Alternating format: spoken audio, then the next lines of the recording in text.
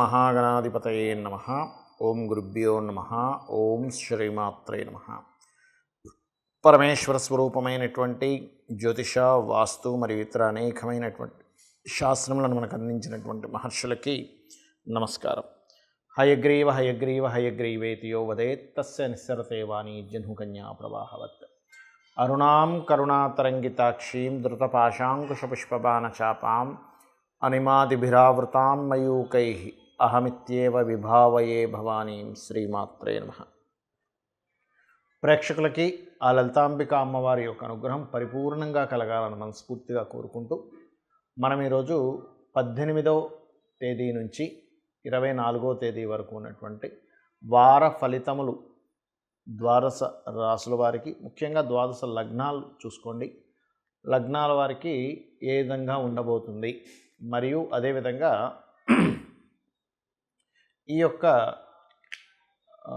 ద్వాదశ లగ్నాల వారికి కూడా ఏ విషయాల్లో జాగ్రత్త ఉండాలి, అదేవిధంగా ఎటువంటి దేవతా ఆరాధన చేసుకోవాలి, మరియు ఈ వారం ఉన్న గ్రహస్థితికి జాతచక్రం కూడా తెలియనటువంటి వారికి ఏ గ్రహం ఎక్కడున్నందుకు ఏ ప్రయత్నం చేసేటప్పుడు ఏ గ్రహ ఆరాధన, ఏ దేవత ఆరాధన చేసుకుంటే బాగుంటుంది అనేటువంటి విషయం కూడా నేను మీకు ఆఖరిలో చెప్తాను, చూసుకోండి.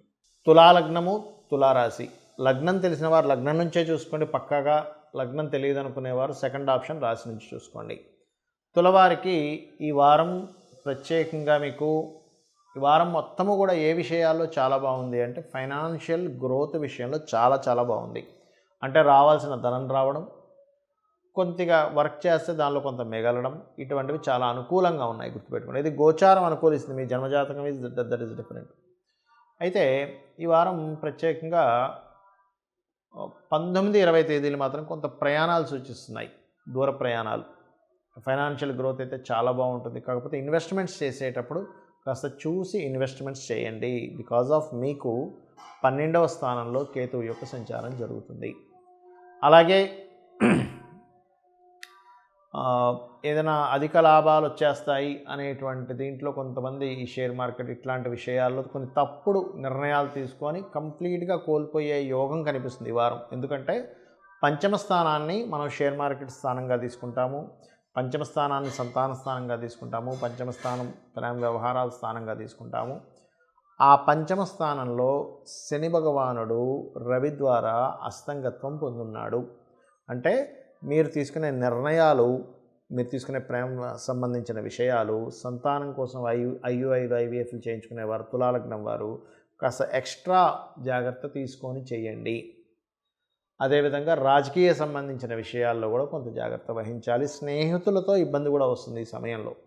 స్నేహితులతో ఇబ్బంది, లేకపోతే పిల్లలు సంతానం సంబంధించిన విషయంలో సంతానం ఉన్నటువంటి వారు కొంచెం వారి ద్వారా వీళ్ళు ఇబ్బంది పడడం, ఇటువంటివి ఉంటాయి. అలాగే ఇక్కడ భూ సంబంధించిన విషయాల్లో అయితే చాలా బాగుంది. భూమి మూలంగా ధనయోగం అనేటువంటిది గోచరిస్తుంది. కాబట్టి ఏదైనా ల్యాండ్ రిలేటెడ్గా మీరు ఏదైనా ఫైనాన్స్ రిలేటెడ్ సంబంధించిన కనుక ప్రయత్నం చేసినట్లయితే ఖచ్చితంగా అనుకూలిస్తుంది. యాన్సిస్టర్స్ ప్రాపర్టీస్ కూడా వచ్చేటువంటి యోగం ఉన్నటువంటి వారంగా మనం చెప్పుకోవాలి. మరియు దీంతో పాటు మీకు ఈ వారం ధన సంబంధించిన విషయాలకి, ఉద్యోగ సంబంధించినటువంటి విషయాలకు కూడా చాలా చాలా అనుకూలమైనటువంటి స్థితి ఉంది, అందులో ఎటువంటి సందేహం లేదు. అలాగే మరొక విషయం ఏంటంటే ఇక్కడ ఈ వారము వ్యాపారాల విషయంలో మాత్రం కొంచెం జాగ్రత్తగా ఉండండి. ఎందుకంటే లాభాధిపతి అయినటువంటి రవి ఎవరైతే ఉన్నారో అతను శనితో కనెక్ట్ అయి ఉన్నాడు. కాబట్టి వ్యాపార విషయాల్లో కొన్ని తప్పుడు నిర్ణయాల వల్ల లాభాలు తగ్గుతూ ఉంటాయి. ఇన్వెస్ట్మెంట్స్ విషయంలో కొంత జాగ్రత్త వహించాలి. ఇక మీరు చేయవలసినటువంటి దేవతా ఆరాధన ఏమిటి అని చెప్పి చూసుకున్నట్లయితే శని రవి గ్రహాల దగ్గర దీపారాధన, ముఖ్యంగా సూర్యుని యొక్క ఆరాధన, సూర్య నమస్కారాలు, ఆదిత్య హృదయ పఠనం ఎక్కువగా చేయండి. పంచమంలో ఉండేటువంటి రవి యొక్క ప్రభావం ఎక్కువగా ఉంది కాబట్టి సూర్య నమస్కారాలు చేసుకోవడం ద్వారా, గోవులకి గోధుమ రవ్వ మరియు బెల్లం తినిపించడం ద్వారా మీకు అనుకూలమైనటువంటి వాతావరణం ఏర్పడుతుంది. చూడండి, చాలామందికి జాతక చక్రం అనేటువంటిది ఉండదు, ఏం చేయాలో తోచదు. కానీ గ్రహస్థితిని కనుక మనం గోచారంలో ఉండే గ్రహస్థితిని గమనించి దానికి సంబంధించినటువంటివి కనుక మనం పరిహారం చేసుకుంటూ ఉంటే ఆ పనులు అవుతాయి. అలా ఎవరికైనా గవర్నమెంట్ రిలేటెడ్, ప్రమోషన్ రిలేటెడ్ సంబంధించినవి ఆగాయి అనుకోండి, మీరు చేయవలసింది ఏమిటి అంటే, మీకు గనక ఈ విషయంలో అవుతూ ఉంటే నవగ్రహాల్లో శని భగవానుడు, సూర్య భగవానుడి దగ్గర దీపారాధన చేసి నమస్కరించుకోండి. మీ ప్రయత్నాలు మీరు చేస్తూ ఉండండి. ఆదిత్య హృదయ పఠనం చేయండి. ఖచ్చితంగా మీకు మీరు అనుకునేటువంటిది ఏదైతే ప్రయత్నం ఉందో సాగుతుంది. ఇక ప్రయాణాలు చేద్దాం అనుకునేటువంటి వారికి ఈ వారం అందరికీ కూడా చంద్రుడు తన ఓన్ హౌస్లోకి వెళ్తున్నాడు కాబట్టి బాగుంది. కాకపోతే ఏదైనా కొంచెం ప్రయాణాల్లో ఈ ప్రయాణం చేయడం వల్ల ఎటువంటిది అవుతుందో అనేటువంటి చిన్న భయం కూడా మిమ్మల్ని వెంటాడుతూ ఉంటుంది. బికాజ్ ఆఫ్ రాహు యొక్క దృష్టి ఉంది కాబట్టి. కావున మీరు ప్రయాణాల విషయంలో దుర్గాదేవిని ఒక్కసారి తలుచుకొని ఓం దుమ్ దుర్గాయ నమః అని చెప్పి తలుచుకొని ప్రయాణం చేసినట్టయితే మీ ప్రయాణం వల్ల సఫలీకృతం, అంటే మీ ప్రయాణం చేసిన విషయం ఏదైతే ఉందో అది ఫలకృతం అవుతుంది. అదేవిధంగా భూములకు సంబంధించినటువంటిది ఏదైనా మనీ కోసం ప్రయత్నం చేసేటువంటి వారికి ఎప్పటి నుంచో రావట్లేదండి డబ్బులు, కానీ ఇప్పుడు వస్తాయి. ఎందుకంటే భూములకు కారకుడైన కుజుడు ఉన్న స్థితి అలా ఉంది, అద్భుతంగా ఉంది. So no need to worry. ఏమంటే అందులో కొంచెం మాకు వస్తాయి కానీ ఎక్కడో ఆటంకం జరుగుతుంది అనుకునేటువంటి వారికి నేను చెప్పేది ఏమిటంటే గణపతి ఆరాధన చేయండి. గణపతి ఆరాధన మీరు ఎంత చేస్తే, వారాహి అష్టోత్తరాలు ఎంత చదువుకుంటే, ఇప్పుడున్న గ్రహస్థితి రీత్యా మీకు ఖచ్చితంగా భూ సంబంధించినటువంటి ధనము రావడము, భూ లబ్ధి కలగడం అనేటువంటిది జరుగుతుంది. ఇక అదేవిధంగా కొంతమందికి ఉద్యోగ ప్రయత్నాలు చేస్తూ ఉంటారు. ఏమంటే ఉద్యోగం రావట్లేదండి, ఏం చేయాలి? లలితా సహస్రనామాల్లో ఓం శ్రీమాత శ్రీ మహారాజ్ఞి శ్రీమత్ సింహాసనేశ్వరి నమః అని చెప్పని సూర్యభగవాను చూస్తూ చేయండి. ఖచ్చితంగా మీకు ఉద్యోగ ప్రాప్తి అనేటువంటిది కలుగుతుంది. మరియు బెల్లం, పిడికెడు బెల్లం గోవుకు తినిపించండి.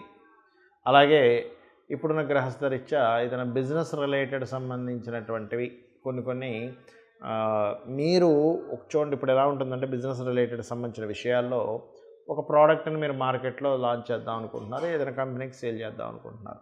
అక్కడ ఏమవుతుంటుందంటే మీ ప్రోడక్ట్ చేద్దామనుకునే విషయంలో ఆ పెద్ద బాస్ ఎవరైతే ఉంటారో అతను కింద నుండేటువంటి వారి మధ్య నుండేటువంటి అండర్స్టాండింగ్ సరిగా లేకపోవడం వల్ల మీ ప్రోడక్ట్ ముందుకు వెళ్ళదు.